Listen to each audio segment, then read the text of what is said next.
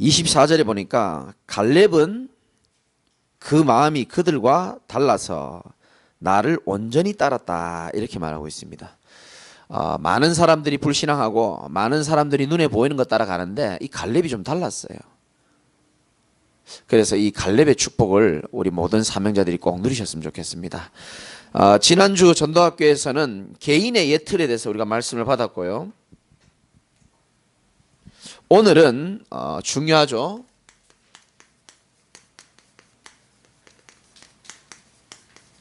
가문의 예틀입니다.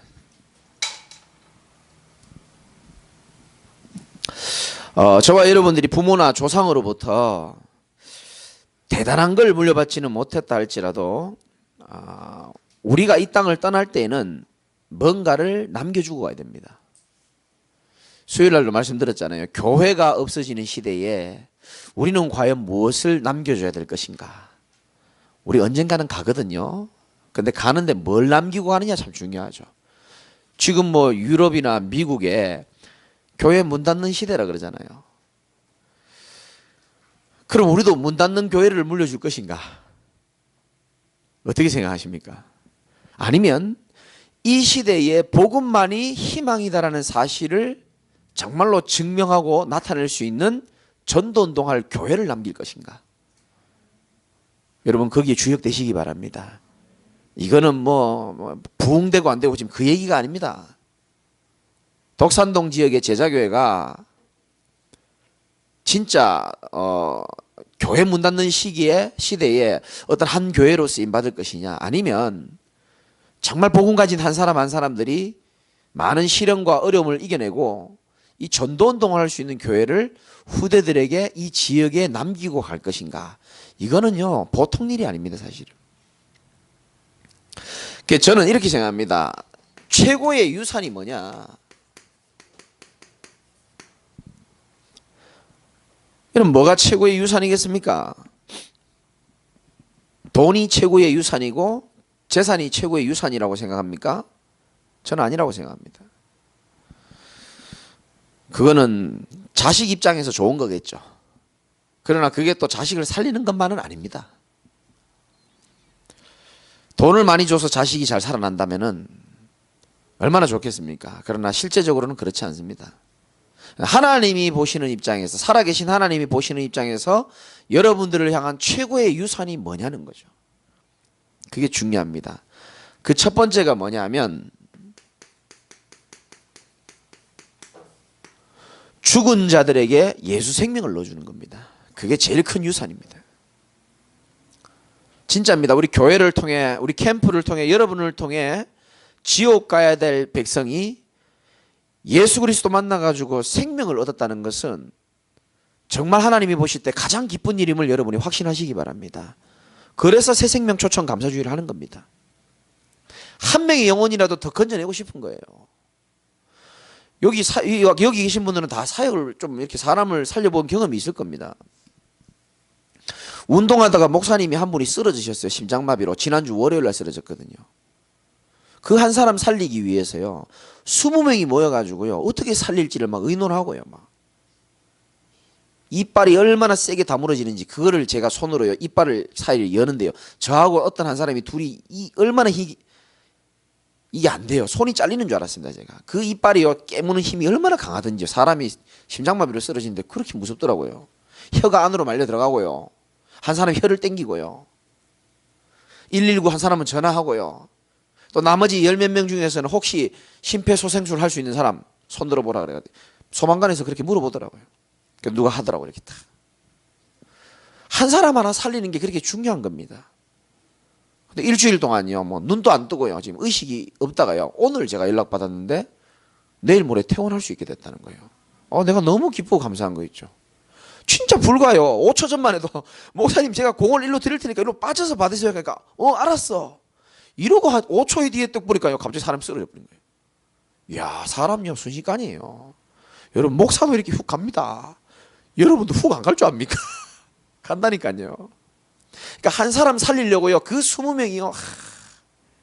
그 어떤 사람이 감사 인사를 했더라고요. 이름은 모르겠지만 그 이빨 벌려준 그 선수와 44번 선수와 뭐 제 이름이 나오더라고. 제 이름 모르는가 봐요. 어떤 분이 대표로 이렇게 감사 글을 적었더라고. 우리 홈페이지에. 그 사람 한 명 살려보려고요. 진짜 막 20명이요. 막. 어떻게 생각하십니까? 이 땅에서 죽었던 영혼이 생명 얻는 것만큼 소중한 일 얻는 겁니다. 그래서 우리가 이 시간에 전도학교로 모이는 거예요. 이 생명을 가진 자가 여러분들처럼요, 어느 날 이렇게 될지도 모릅니다. 제자가 될지도 몰라요. 그게 최고의 유산입니다. 여러분이 우연치 않게 캠프 때 복음 전했는데 이분이 복음을 받고 교회 와서 뿌리 내리다가 어느 날 중직자가 되어 있고 어느 날 제자가 되어 있고 또 자기 같은 사람 만나서 또 사역하고, 하나님이 원하실 때, 하나님이 보실 때 최고의 유산은 생명과 제자입니다. 이게 가장 중요합니다. 왜? 무리를 가지고는 전도운동 할 수 없거든요. 그 전사님이 설교 잘하셨죠. 분위기 좋아서 오는 사람은 분위기가 나쁘면 또 갈 수 있는 사람들입니다. 그게 무리가 그렇습니다. 목사님이 잘해줘서 좋은 사람은 목사님이 좀 바빠가지고 좀 덜 잘해주면 언제든지 흔들릴 수 있는 여지가 있는 사람들입니다.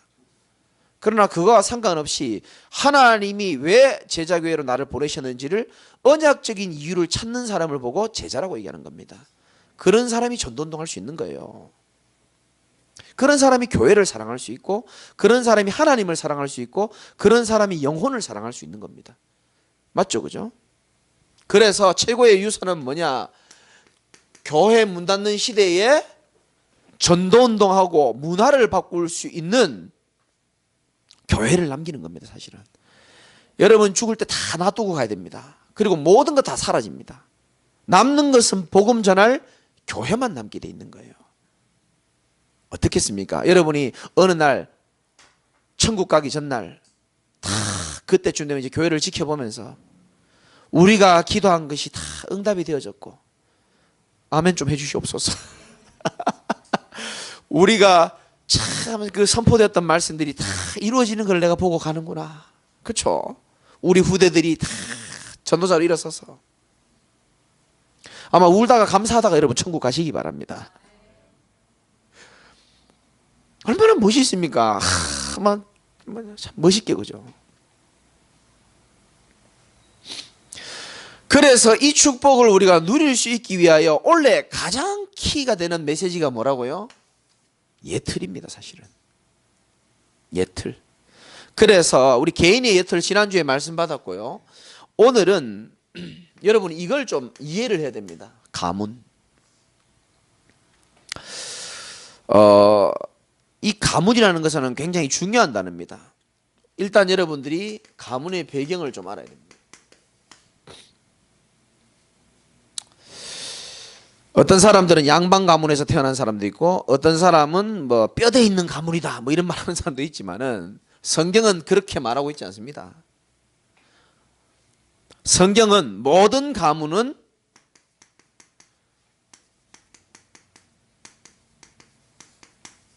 창세기 3장의 배경 속에 있다라고 말하고 있습니다.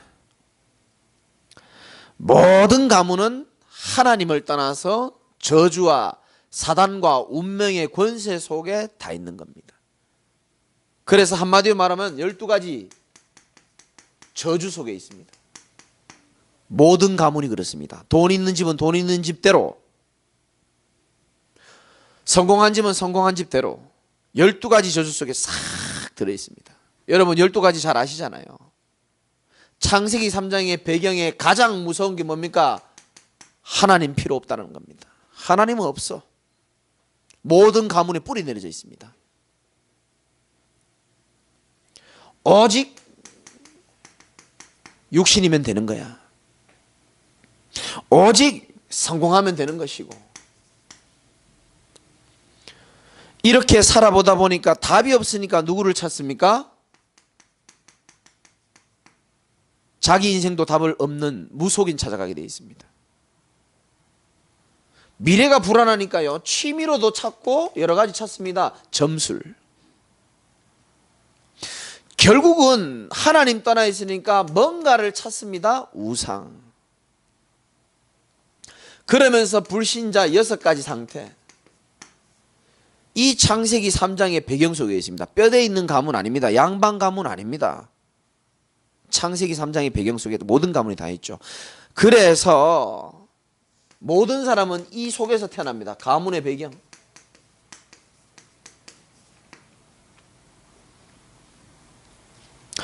모양은 다르지만은 하나님을 떠난 저주와 대물림,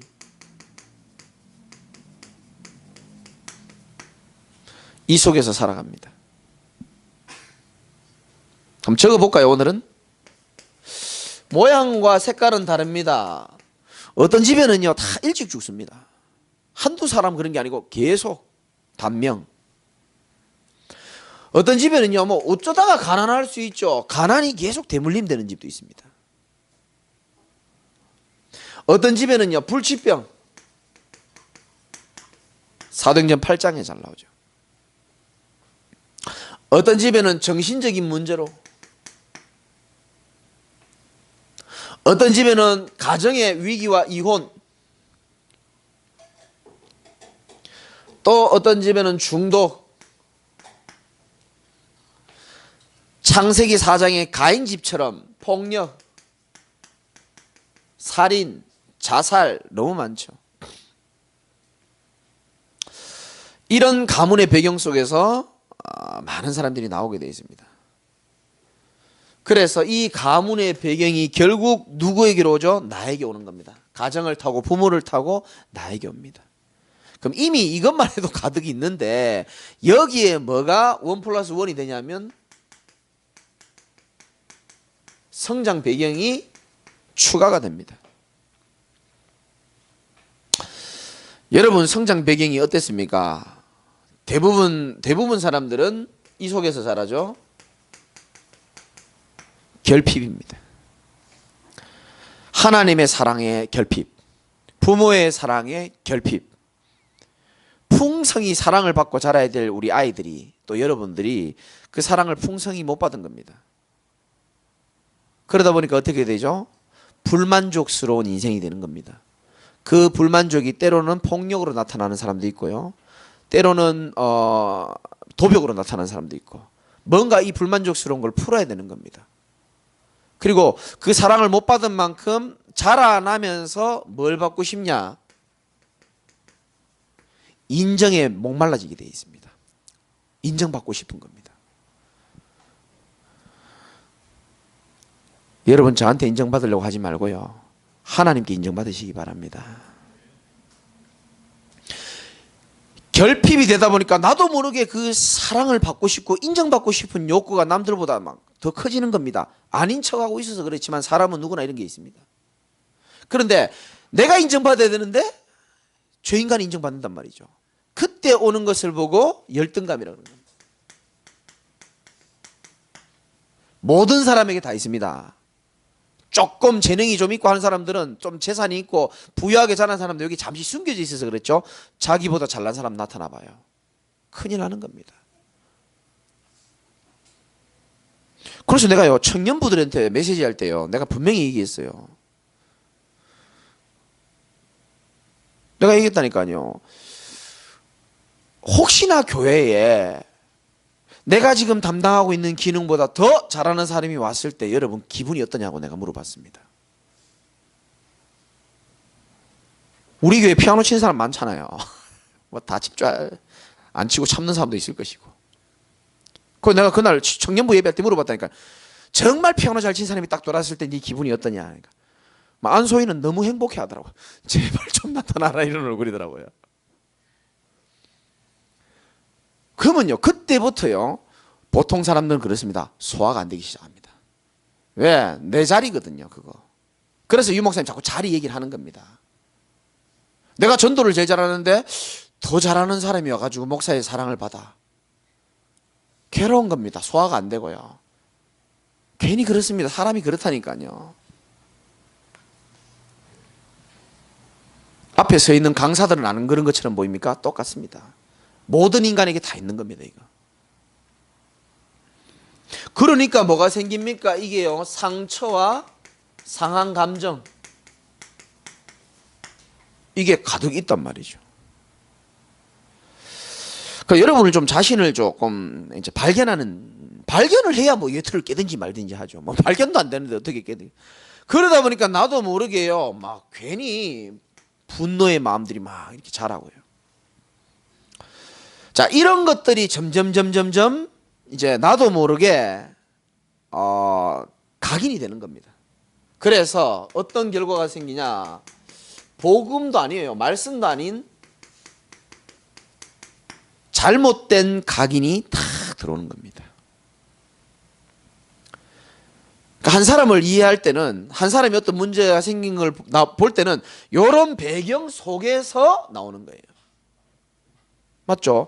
내가 어렵게 살았고 결핍이고 인정받아야 되는데 열등감에 시달리다가 상처와 상한 감정이 겨우 있다가 어느 날 복음을 만나고 잘해주는 목사님을 만났어. 그러니까 잘해줬는데 보니까 더 잘난 놈이 또 나타나네, 교회에. 우리 교회는 그런 분 없으리라고 믿고요. 그 이상하게 보니까 김정한 목사님이 더 이 사람을 더 챙기는 것 같고 사랑하는 것 같단 말이죠. 그럼 그때부터 소화가 안 되기 시작하면서 불면증에 시달리고. 너무 웃기지 않습니까? 내가 인정받아야 되고 내가 성공해야 됩니다. 근데 그걸 누가 막는다? 열받는 겁니다. 다 이게요, 사연이 있습니다. 눈물을 흘릴 때는 사연이 있고 열받을 때는 다 저 사람이 사연이 다 있는 거예요. 잘못된 각인이 이런 상태에서 우리가요 또 살아야 되니까, 살아남아야 되니까 뭐가 각인되냐면 이제 너 중심으로 살아. 다른 사람 신경 쓰지 말고 너가 제일 중요해. 너 자신을 보호하고 네 자존심이 제일 중요한 거야. 너가 힘들게 자랐기 때문에 너는 성공해야 돼. 책이나 영화 봐보세요. 전부 이런 내용들입니다. 너 할 수 있어. 너가 최고야. 너 자신을 위로하고. 좋은 말입니다. 뭐만 없습니까? 하나님만 없습니다. 하나님만 없어요. 할 수 있어. 힘을 줄게. 이런 책이 막 힘이 됩니다. 왜? 이렇게 살아오다 보니까 나 중심으로 살아가야 되는데 내게 힘이 된단 말이죠. 좋은 겁니다. 필요합니다. 뭐만 없냐? 우리 인생의 주인이신 하나님만 조용히 없어지는 겁니다. 나 중심. 네가 하나님처럼 되라는 겁니다. 이게 이제 우리에게 이제 잘못된 각인으로 들어온 거죠. 좀 다른 말로 이기주의입니다. 우리 교회만 잘 되면 돼. 뭐 그런 거 있잖아요. 우리 가정만 잘 되면 되고 내 새끼만 잘 되면 되는 거지 뭐. 전부 우리가 이게 좁아지는 겁니다. 점점.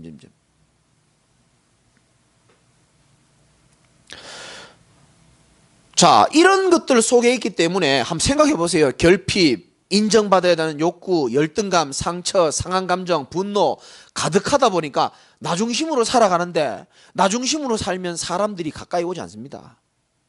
맞죠, 그죠? 여러분, 사람 인맥 관계 좋은 사람들 가만히 봐봐요. 다 남을 배려하는 성격이 많습니다. 근데 어쩔 수 없이 나 중심이 되다 보니까 사람들도 점점 나를 멀어지는 것 같고요. 그러면 이제부터 눈에 보이는 건 하나밖에 없죠. 에이, 이거라도 좀 채워야 되겠어. 물질입니다.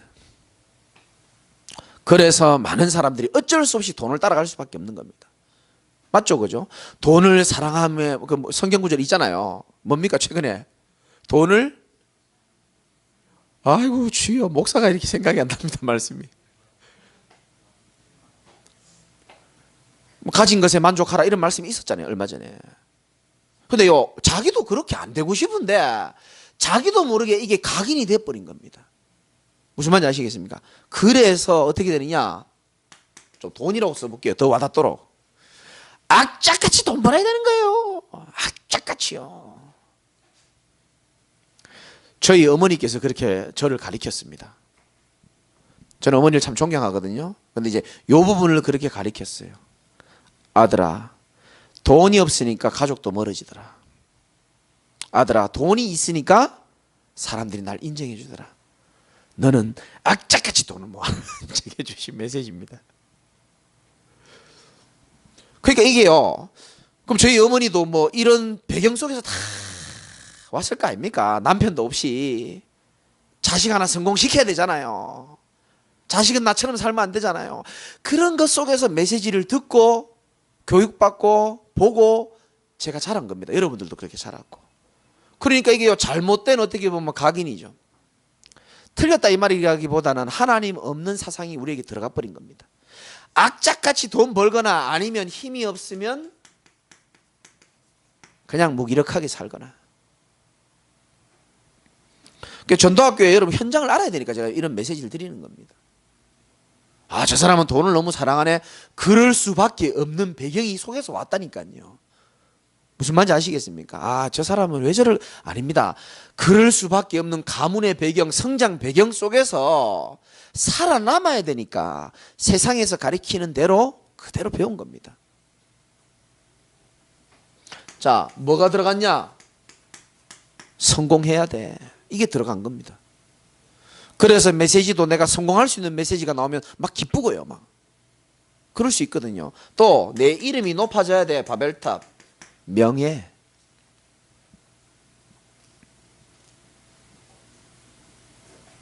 자, 이렇게 잘못된 각인이요, 어느 날 뭐가 내리죠? 이제 뿌리를 착 내리는 겁니다. 그래서 솔직한 분들이 우리의 체질은 안 바뀌어 이런 말 하잖아요. 체질. 뿌리와 체질 내린 것을 보고 지금의 나의 예틀이라고 하는 겁니다. 예틀이 뭐냐? 이게 예틀인 겁니다. 그 지금 여러분의 성격 있죠? 옆에 사람들 한번 쳐다보라니까요. 인격. 그 사람의 말하는 스타일, 말투. 그게요, 그냥 어디 학원에 가서 배운 게 아닙니다. 평생을 이 속에 있으면서 만들어진 거예요. 무슨 말인지 아시겠습니까? 평생을 이 속에 있으면서 내게 만들어진, 한마디로 하면 나의 모습이에요.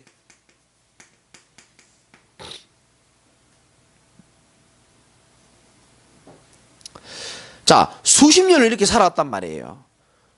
그렇죠? 40년, 50년, 60년 살아왔는데 어느 날 원단에서 이런 메시지가 나옵니다. 예틀을 깨고 새틀을 갖추라. 근데 이게 뭐 훅 깨집니까? 예틀이.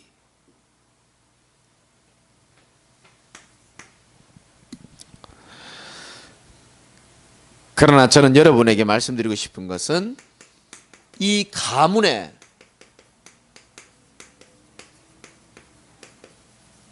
예틀을 깰 주역으로 하나님이 여러분을 부르셨습니다. 여러분 보고 예틀을 깨고 새틀을 갖추라 이 말이 아니고요. 하나님이 예틀을 깨게 하시고 하나님이 새틀을 갖추도록 여러분을 부르신 겁니다. 증인 삼으시려고.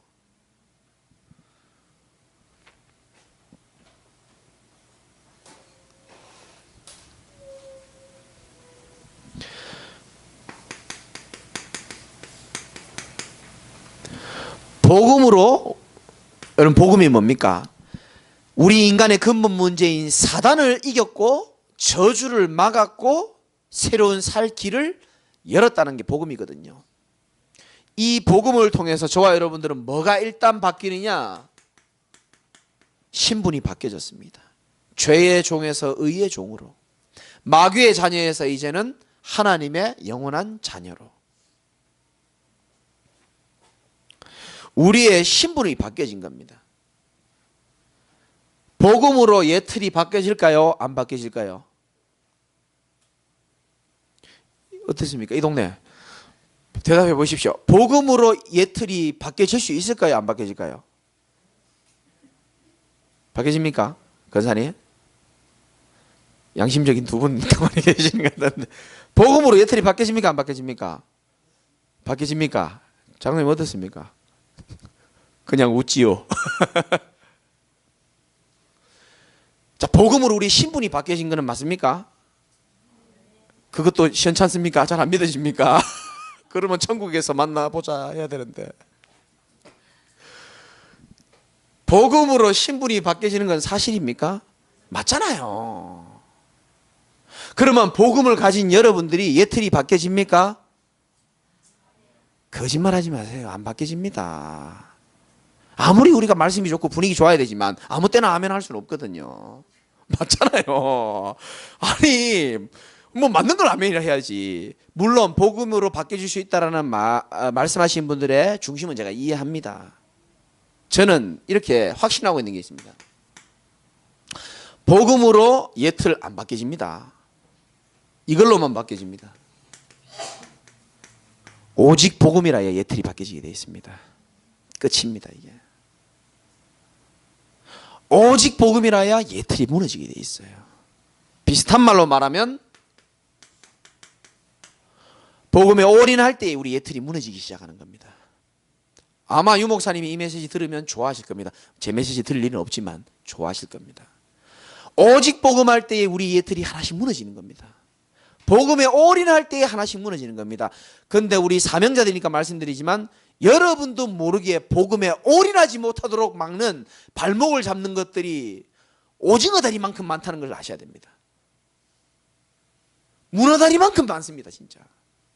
저는 증인으로 말씀드린 겁니다. 저는 복음에 올인하는 줄 알았거든요. 천만의 말씀이에요. 하나님은 제게 원하시는 게요, 더 올인하기를 원하시더라고요. 아니 남들은 그렇게 안 사는데요 목사님. 하나님 제게는 다른 메시지를 주시더라고요. 여러분도 마찬가지일 겁니다. 이상하게요 복음에 올인해버리고 오직 돼버리면 끝나는데 그거 안 되도록요 다 사단이 올무와 함정과 이 속에서 나오는 기가 막힌 옛 있습니다. 이게 막 잡아당기는 게. 오직 복음으로 새틀 재창조의 축복 누리시기 바랍니다. 기도 제목으로 딱 삼으세요. 뭐가 무섭습니까? 하나님 나에게 오직 복음으로 인생 재창조가 뭔지를 확인하게 하여 주시옵소서. 복음의 능력이면 된다는 것을 말할 수 있는 증인이 되게 해달라고. 우리가 말쟁이가 되면 안 되잖아요. 그렇죠? 목사라고 말쟁이가 되면 되겠습니까? 증인으로 서야 되는 거거든요. 오직 복음 돼야 되는 겁니다.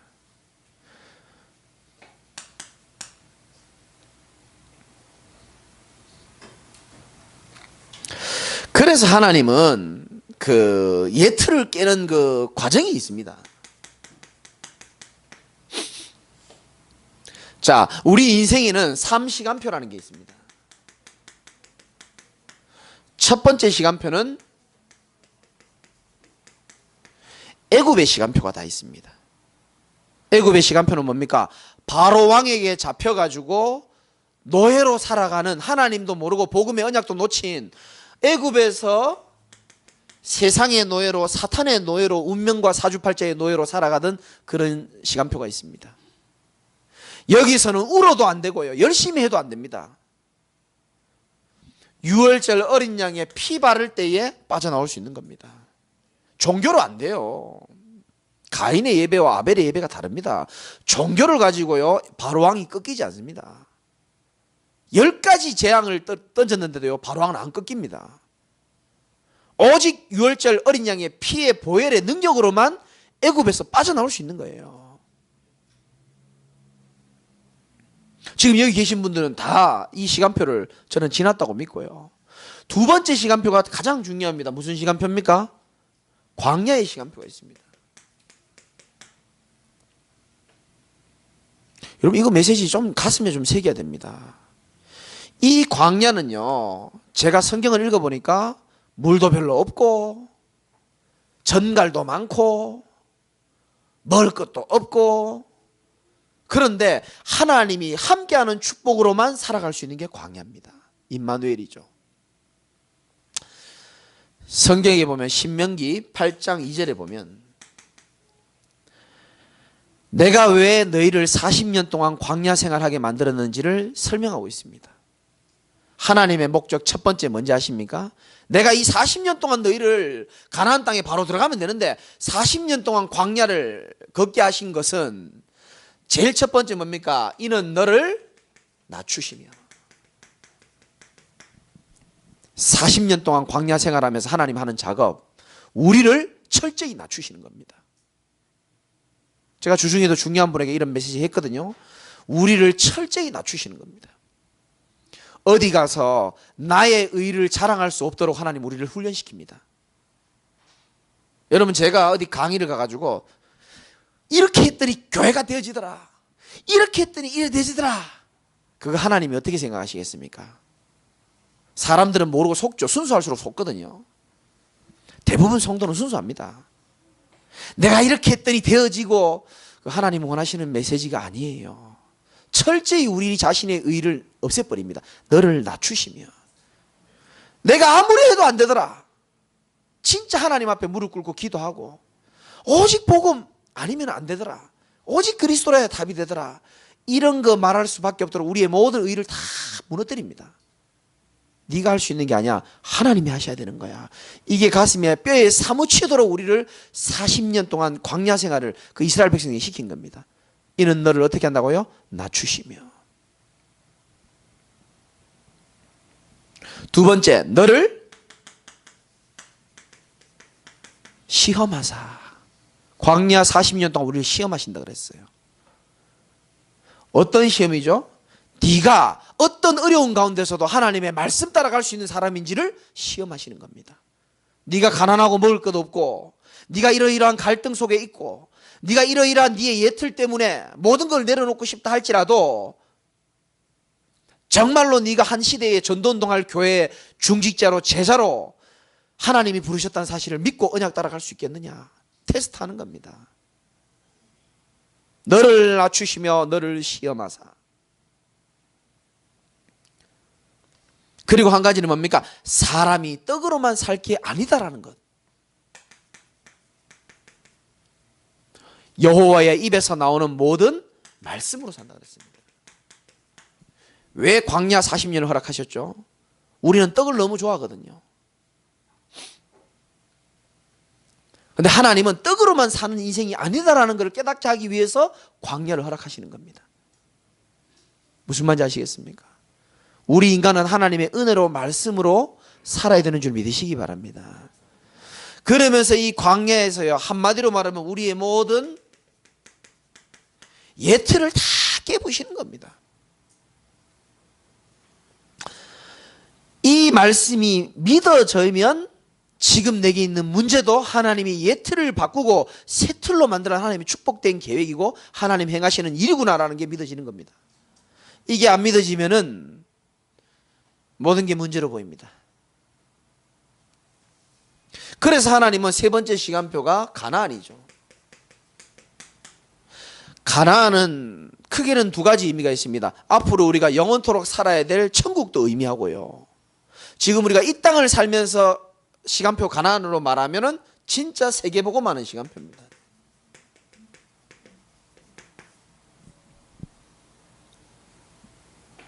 여러분이 예틀을 그대로 가지고 있는데 저하고 나중에 순회 캠프 돌 때에 그 예틀을 가지고 있는 그대로 갖고 있으면 어떻게 되겠습니까? 제가 제대로 뛸 수 있겠습니까? 계속 저는 고민하고 또 어려워야 됩니다. 그래서 하나님이 그런 실수를 하지 않도록 우리 지금 광야 시간표에서 많은 훈련을 시키는 겁니다.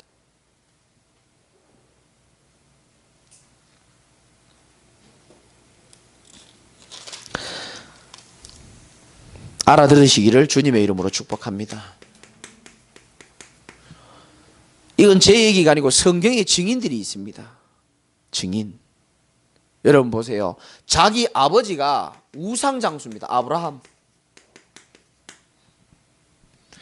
그 우상장사의 아들이었던 그 아브라함이요, 모든 우상 다 버려버리고요, 내가 네게 지시할 땅으로 가라 그랬습니다. 그대로 순종합니다. 신앙생활하는 사람들이 제일 힘든 게 순종입니다. 절대 순종 안 합니다. 유 목사님 표현했죠. 이번 집회 때 말씀하셨잖아요. 정신 문제 있는 사람의 특징 뭐라 그랬습니까? 메시지 기억나는 사람 있습니까? 정신 문제 있는 사람 특징이 하나 있어요. 그게 뭐냐? 절대 남의 말 안 듣습니다. 듣는 척 하죠.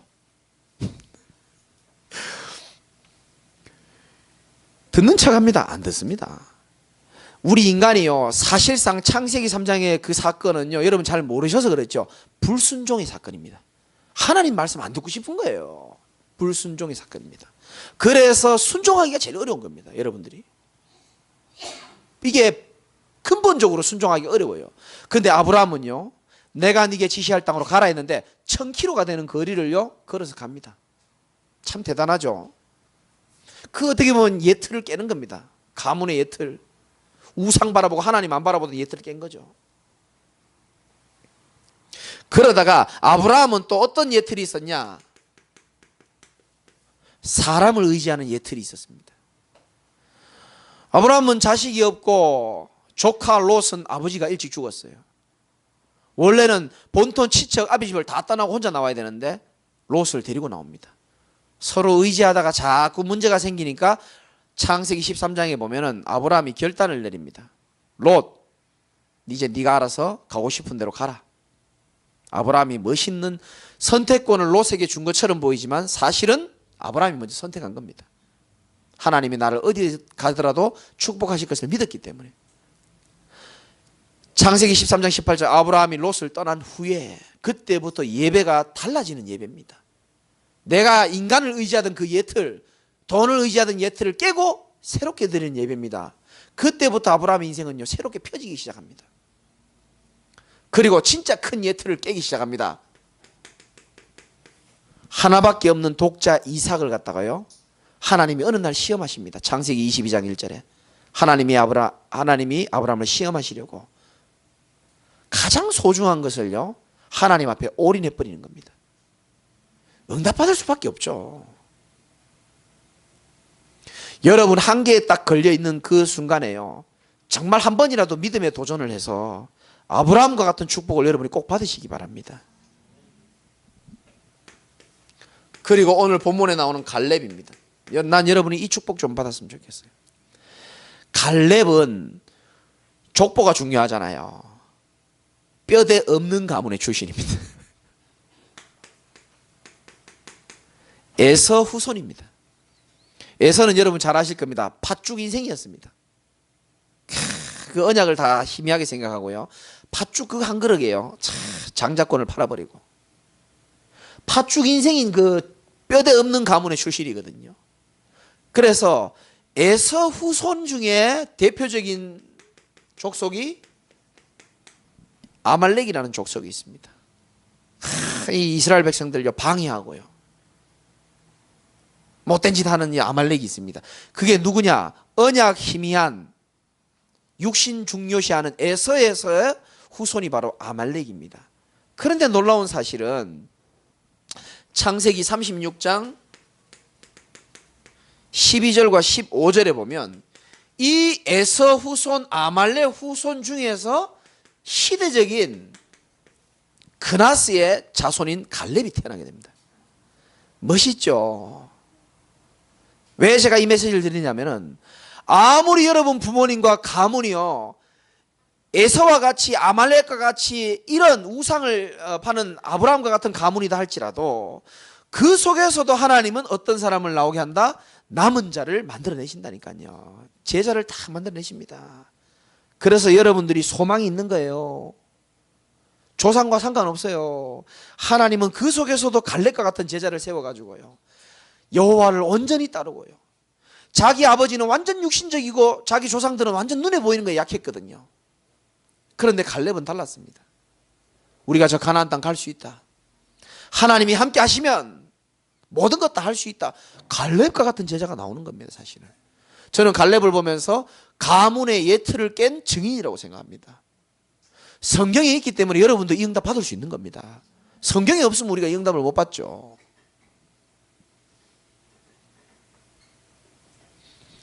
그래서 여러분 자신이 이런 주역으로 쓰임 받는 겁니다. 사실은 갈렙처럼 아브라함처럼. 나중에 여러분들이 제자들이나 또 렘넌트들이나 손주들에게 꼭 설명할 수 있어야 됩니다. 가문의 저주를 이길 수 있는 그리스도의 복음의 능력을 설명할 수 있어야 되고요. 오직 복음, 오직 그리스도, 그게 뭔지를 설명할 수 있어야 되는 겁니다.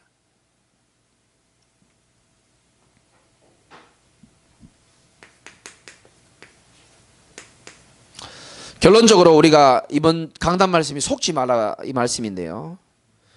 여러분들은 절대 속지 말아야 될 게 하나님의 절대 계획 속에 있는 사람이 확실합니다.